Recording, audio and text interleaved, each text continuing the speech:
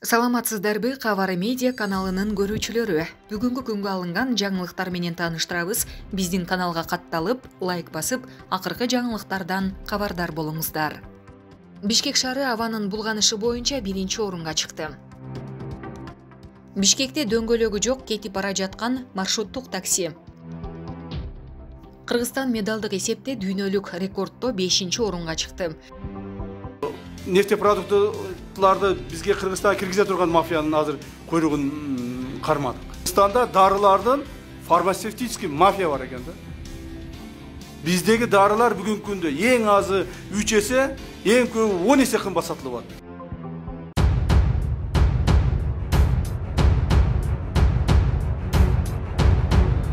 Эл Үмүтү партиясы бүгүнкү күндөрдө жаштардан турат. Бардыгы жаш балдар, жаш илимдүү, бардык тармактарда өздөрүнүн илимдери жетиштүү.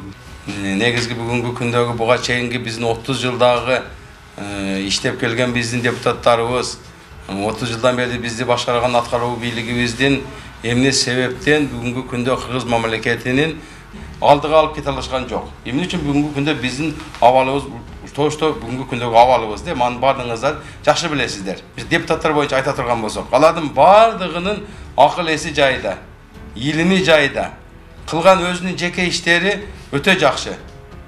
Турмуш тиричилик өтө жакшы. Эмне үчүн мамлекетке келгенде, мамлекетте ошо өзүгө иштегенде иштей албайт.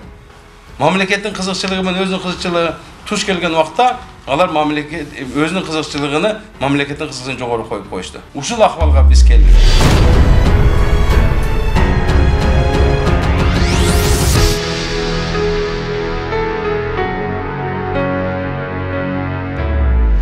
Биздин мамлекетибиз көз карандысыз болгон күндөн 30 жыл болду. Ошондо төрөлгөн балдар бүгүнкү күндө 30га кирди.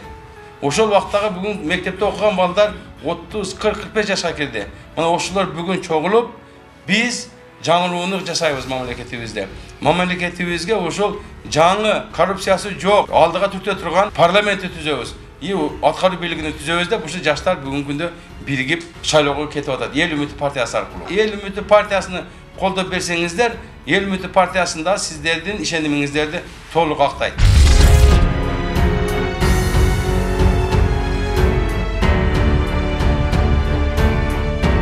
Бизде спорт маселеси дагы орда.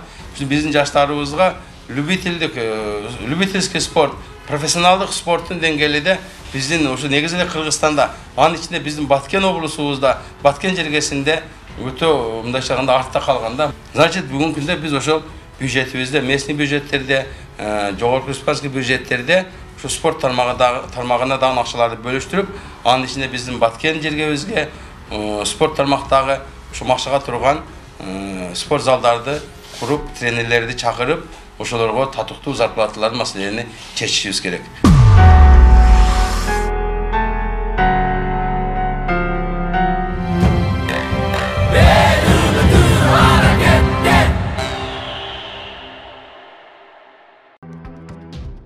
Бишкекте дөңгөлөгү жок кетип бара жаткан маршруттук такси. Бишкек шаарында маршруттук таксинин дөңгөлөгү жок кетип бара жаткан видео соц тармактарга тарады. Видеодо көрүнүп тургандай, кичи автобус дөңгөлөгүнүн сырты жок жүрүп бара жатат, бирок ошого карабастан бузулбай кетип баратканын көрүүгө болот. Кыргызстан медалдык эсепте дүйнөлүк рекордто 5-орунга чыкты. Кыргызстан акыркы жылдары спорт жаатында дүйнөлүк рекордко ылайык алдыга озуп келе жатат. 2021 жылдын 1-ноябрынан 7-ноябрына чейин Белградда эркин кыз-келиндер жана грек-рим күрөшү боюнча 23 жашка чейинкилер арасындагы дүйнө чемпионаты аяктады. Кыргызстан медалдык эсепте дүйнөдө 5-орунду камсыздады. Мен азыр бир примерди айтайын. Кечеле маған далаш жетишти Кыргызстандагы фарм мафия. Кыргызстанда дарылардын фармацевтический мафия бар экен да.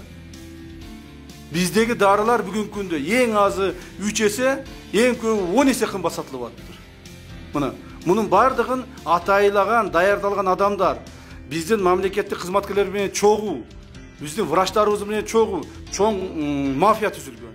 Мына ошол мафияны азыр бетин ачтык. Эртең биринчи күнү биз маалыматты беребиз коомчулукка. Мындан ары, мына андан сырткары нефтепродуктларды бизге Кыргызстанга киргизе турган мафиянын азыр көйрөгүн кармадык. Мына булар дагы. Бүгүнкү күндө нефтепродуктлар бизде мына 56-58 сом, бүгүнкү күндө сатылыш керек экен, рыночный, где-то 50ге жетпеген болуп. Бирок бул мафия ушул мамлекетте тоноогонго кетип атат. Аны эч ким караган эмес.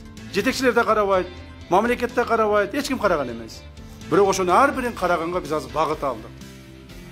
Мына силердин ар бириңиздердин кызматкер, улуттук коопсуздук мамлекеттик кызматынын кызматкери чоң бийликке, мүмкүнчүлүккө ээсиздер. Ошону колдонуш керек. Ошону адамдын укугун коргош үчүн, мамлекеттин байлыгын, мамлекеттин коопсуздугун коргош үчүн колдонуш керек. Удостоверение чөнтөккө салып коюп эле, анан кийин өзүңдүн жеке ишиңди бүтүрүп, же тууганыңдын ишин бүтүрүп коюп эле, мен кызматкермин деп жүрбөстөн. Ар бириңердин жумушуңарды бирден карап туруп, мен отчетуңарды карайм. Кайсыл кызматкер бир жылдын ичинде кайсыл жумуштарды аткарды? Кайсыл иштердин бетин ачты? Кайсыл иштерге жардам берди? Кайсыл иштер боюнча багыт алды? Ошондордон өзүңөр аракет кылгыла. Өзүңөр аракет кылып ушул жумуштарды аткаргыла. Силерге мүмкүнчүлүк түзүлүп атат. Бишкек шаары абанын булганышы боюнча 1-чи орунга чыкты. 7 ноябрда Бишкек шаары абанын булганышы боюнча 1-чи орунга чыкты. Бул тууралуу World Air Quality уюмунун абанын сапаты тууралуу индексинде Бишкектеги көрсөткүч 269ду көрсөттү. Маалыматка ылайык, дүйнөдөгү абанын сапатын иликтеген уюмдун сайтындагы маалыматта Бишкектеги абалга кооптуу деген баа берилип, муну менен Индиянын Дели, Пакистандын Карачи, Лахор, Израилдин Тель-Авив шаарларын артта калтырды. Ал эми бүгүн 8 ноябрда Борбор кала аба өтө булганган шаарлардын ичинен 3-чү орунду ээледи. Индекс азыр 261 деп турат. Белгилей кетсек, жыл сайын айрыкча күз-кыш мезгилинде жылытуу сезону башталган учурда баш каланы ыш, түтүн каптап, экологдор буга чейин абанын булганышы нормадан бир нече эсе ашып кеткенин айтышкан. Эскерте кетсек, негизи көрсөткүч 50дөн ылдый болгондо гана аба таза дегенди түшүндүрөт. Булак жети ТВ KG.